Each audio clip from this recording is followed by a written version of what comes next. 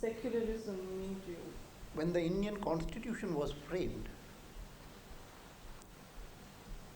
the word was used very often in the course of the debates. But I regard it as significant that the word doesn't occur anywhere in the Constitution as originally framed and finalized in 1950. The word has been introduced into the preamble only in 1976 during the emergency. The only relevant interpretation of secularism in the Indian context could be in the background in which India got independence. Namely, the country was divided into two on the basis of areas which had a Muslim majority forming part of Pakistan and those having a Hindu majority forming part of India. The country was divided on the basis of Hindu and Muslim. Pakistan declared itself an Islamic state, which meant a theocratic state, which meant that for all practical purposes, Muslims in Pakistan would be deemed as class 1 citizens and non-Muslims as class 2 citizens. Now, this is a concept which I believe is alien to Indian traditional polity. And when India decided to go secular, it meant, firstly, that the state would not be a theocratic state. Secondly, that the state would hold the balance even between citizens irrespective of their faith. There shall be no class 1 citizens and class 2 citizens. All shall be equal in the eyes of law. It is that secularism does not mean irreligion. A secular state is not an irreligious state or an atheistic state. And also I would say that a secular state does not mean a state which disowns its cultural heritage, because in that cultural heritage, Hindu religion may have been an essential component. These are the various components of secularism as I and my party understand it.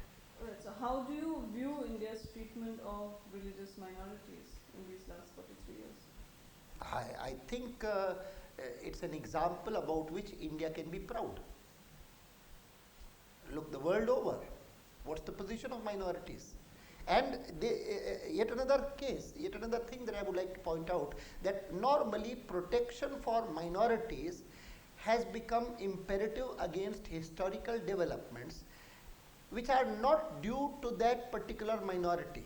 If Muslims in India are a minority today, it is not because of the Hindus. The Hindus did not want partition. The Hindus unanimously wanted India to remain one.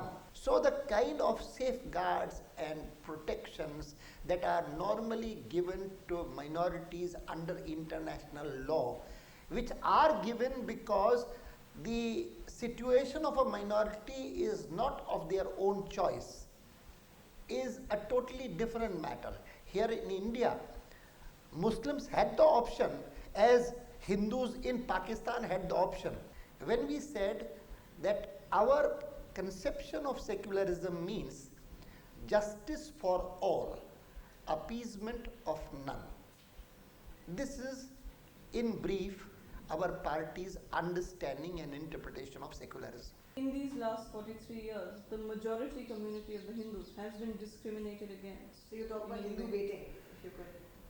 The feeling has been growing among the Hindus because of the attitude of government and various political parties that in the Indian political ethos there is a premium put on belonging to a minority.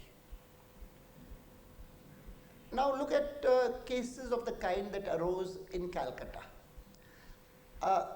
An educational institution goes to court saying that the state cannot interfere in our administration because we are a minority institution. The court says, how are you a minority institution? They say that we are followers of Ramakrishna mission. We are followers of Ramakrishna Paramahans. We are not Hindus. Similar cases have taken place on the ground of a group saying that we are not Hindus, we are Arya Samajis. We are not Hindus, we are Jainis. Now, I hold that this particular provision of the constitution, which gives a special right to institutions run by minority, it is contributing to the fragmentation of Hindu society. It is contributing to this kind of hypocrisy being taken by institutions which are Hindu, but which only to take advantage of a particular constitutional provision, which puts a premium on belonging to a minority, disown even Hinduism, disown their Hindu character.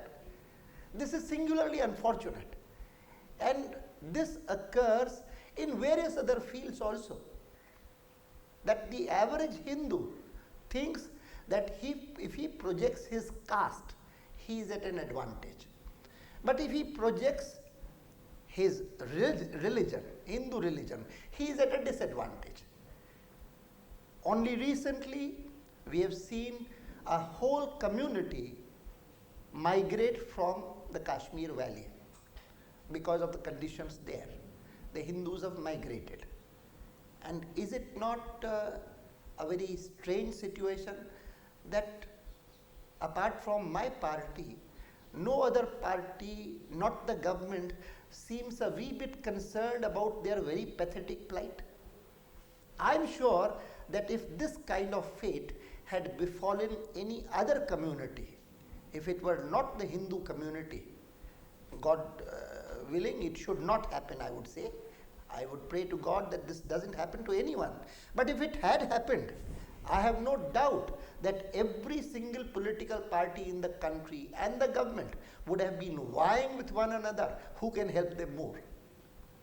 Now, this is a situation in which the Hindus have come to suffer from a feeling of discrimination, from being neglected. A peculiar complex is developing. I have never said that Hindus in this country are second-class citizens. I have never said that. But the feeling has been growing among many Hindus. And the fact that a feeling is growing is in itself a reason to worry about. Is that why there's been an increase in communal violence, sir, in the past 2 decades? No. Communal violence before 47 was always attributed to the British rulers. It was very convenient for everyone to say that it is the Britishers' policy of divide and rule which is bringing this about. Even after 40 years, if it continues, I think we ought to think more carefully. There are no riots in Pakistan. There are no riots in Bangladesh. In Bangladesh, there is a sizable population of Hindus. In Pakistan also, there is not a sizable population, but there is a population of Hindus. There are no riots there. Someone can say that it is because the Hindus in these two countries have been reduced to class 2 citizens. Therefore, they dare not indulge in any riots. But everyone, those who are leading society, leaders of the Hindus, leaders of the Muslims, leaders of political parties, should ponder over the question, do we want a similar situation in India to ensure that riots do not occur? I do not subscribe to that. My own view is that if it were not for these pseudo-secularists who have been all the while pampering minority communalism, promoting them, compromising with them, seeing nothing wrong in that, had it not been for these pseudo-secularists who are essentially Hindu, in the last 4 decades, riots would have ended. There would have been no riot. except to the extent that the administration is not able to control it or handle with it properly. That's a different matter. In that respect, we have riots in Pakistan between the Muslims who have gone from here to Pakistan and Muslims who are living there. Riots do occur, and as bad riots as we have in India, but not Hindu-Muslim riots. So, I hold that in these 40 years, had it not been for this attitude, there would have been no Hindu-Muslim disharmony. According to Mr. Shabuddin, that India is not ready for a uniform civil code, and according to Mr. Shahimam, Imam Sahib, India will never be ready for a uniform civil code. Yes, I am aware of it. This could not have been said in 1947, 48, 49, 50, when the constitution makers incorporated it in the directive principles that it shall be the duty of the state. The state shall endeavor to create a uniform civil code for all citizens. And it may surprise many to know that the subcommittee of the Constituent Assembly, when it considered this matter, was sharply divided on this issue. Not whether there should be a uniform civil code or not, but should this provision be included only in the directive principles chapter? There were very, very senior members in that committee, all of them non-Hindus. Rajkumari Amrit Kaur, a Christian, Meenu Masani, a Parsi, who said that if you include this provision in the directive principles chapter, it would remain a dead letter. No one will implement it. And therefore, we insist that this provision, that there shall be a uniform civil code for all citizens, should be included in the chapter of fundamental rights, so that it becomes the right of any citizen. A Muslim woman or a Christian woman or a Parsi woman can go to the court and say that this constitution has provided that there should be a uniform civil code. A reasonable time has elapsed. Even now the state is not making this law. You direct the state to make this law. By a single vote in the committee, this approach was defeated. And it was decided, no, we should not rub them on the wrong side. Let us include it in the chapter of directive principles. But there was no difference of any kind as to whether a uniform civil code is desirable or not. It is only this pandering of communal feelings and communal separatism, and it is only compromising and capitulating before campaigns against the Supreme Court on a case like that of Shahabanu that can embolden this lobby to say that there should be no uniform civil code. So one leader may say that we are not ready today, another may say that we will never be ready, we are not going to accept it. It is the result of what I describe as pseudo-secularism and minorities. It's the world, as a whole, has seen a great rise in Islamic fundamentalism in the last decade. How do you view the implications of this globally and in particular for India? It is a matter of concern for every country, and it should be for us also. And it should only underscore what my party has maintained all along, that nationalism can be built up only by infusing in every citizen a consciousness of that nationalism and that cultural nationalism. Not merely that I belong to a state. You must make him conscious. I would have liked it to happen even before 47. But Jinnah and his foreign mentors succeeded in communicating to the Muslim in India that you are a separate nation. And the country was divided. But after division, at least in this undivided India, we should have been able to transmit to them the feeling that we are all one. And when we are all one, whether you call it a Bharatiya Rashtra or an Indian Rashtra or a Hindu Rashtra, whatever you call it, irrespective of your religion, our culture is the same, our heritage is the same. So I would expect every Indian patriot, every Indian citizen, irrespective of the fact whether he is Hindu or Muslim or Parsi or Christian, to be proud of belonging to it. To what do you attribute the BJP's success in the last elections? Every party succeeded, opposition parties succeeded, because there was a general disenchantment with the Congress government.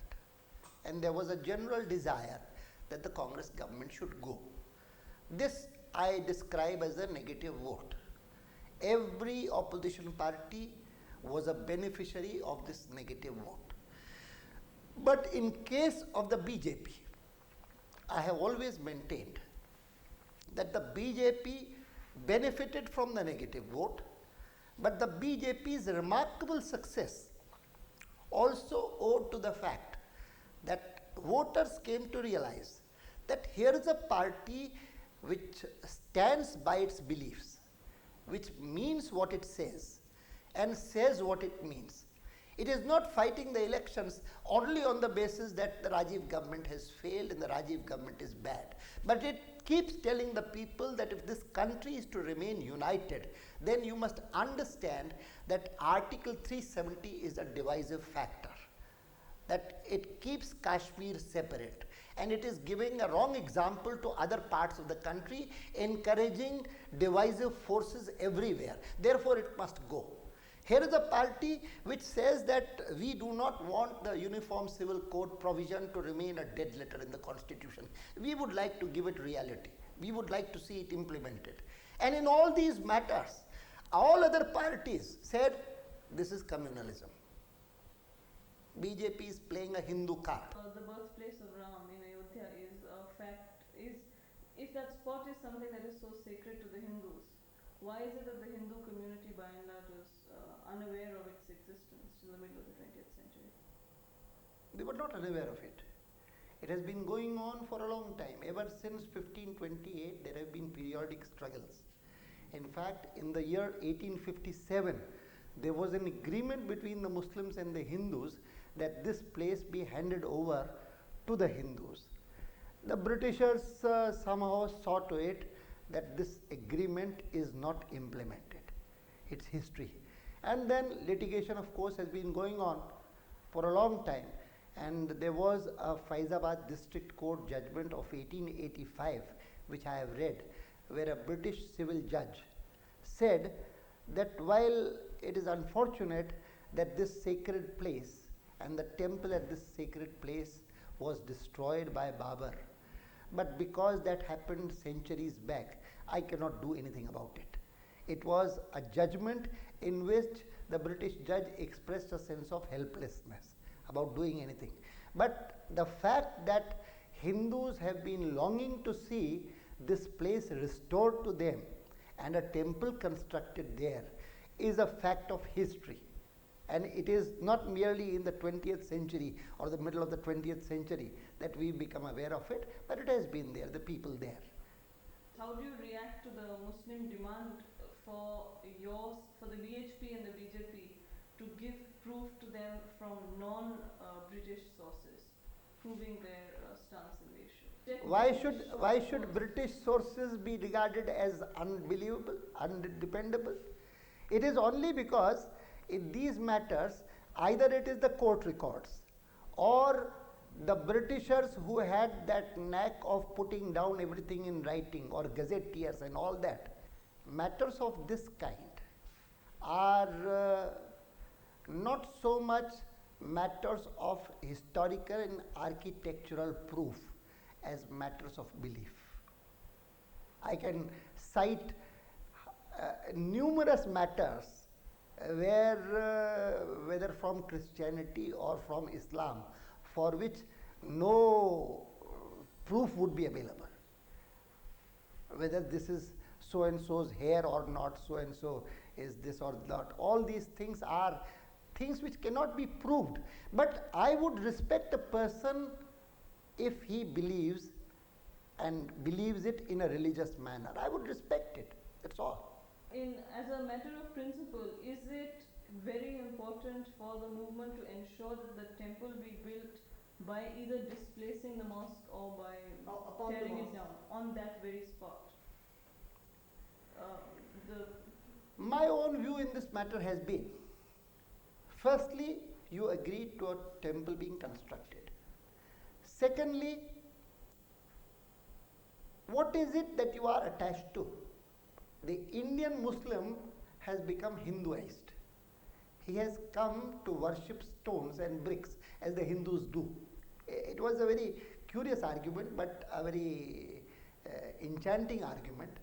I said, well, if that is so, I think that the Vishwa Hindu Parishad's proposal that these very bricks which you regard as the Babar mosque could be reverentially lifted. In fact, the whole structure could be lifted if you want it that way and placed elsewhere. A mosque, a good, decent mosque constructed there, for which also the Vishwa Hindu Parishad is willing to provide all finance. Because in case of the Hindu, it is the place which is important. In case of the Muslim, if at all anything can be important, it is the brick and mortar. So this can be a very honorable, decent and amicable solution to the problem. I do not see why anyone should not accept it. Now yours is the only national political party that has said that they will not abide by the court decision on this issue. So can that be interpreted to mean that the BJP thinks religious issues are beyond the purview of the court? A court can decide issues of title, trespass, possession, etc. A court cannot decide whether in the year 1528 Babar came there and there was a temple there which he destroyed, built a mosque in its place, and if he did do it, what should be done to see that sentiments of the people are assuaged. These are matters which courts cannot decide, and this is our consistent stand. We have never said we will not abide by the court's decision. We have never said that. Though we have always maintained that courts cannot decide these issues which are relevant to the matter. Title is not relevant.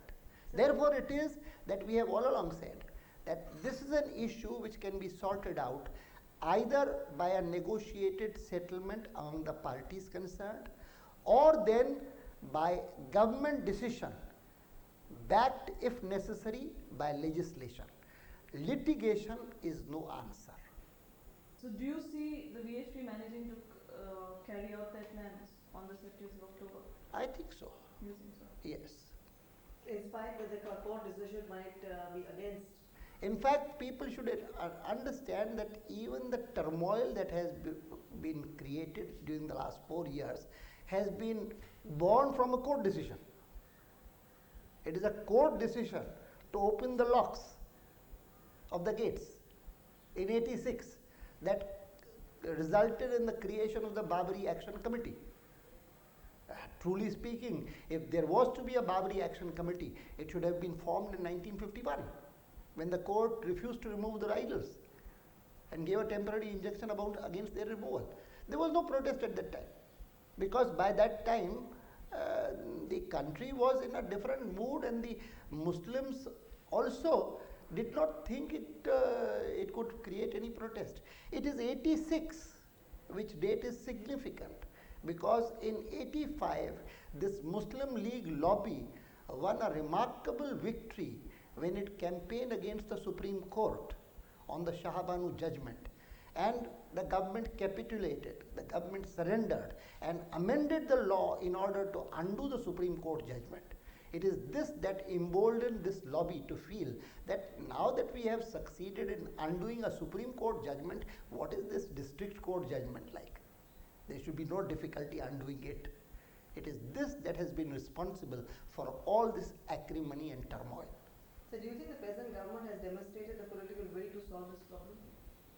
It has allowed things to drift unnecessarily, needlessly, and I feel unhappy about it. So do you feel that ever there is any midterm poll in the terms that the temple is not built over this issue? I do not think my party would not like an early election to take place. We would like elections to take place only in 1994. But at the same time, we are conscious of the fact that people are getting disenchanted with this government on various counts, many issues. And if something happens, all issues are bound to be discussed and debated.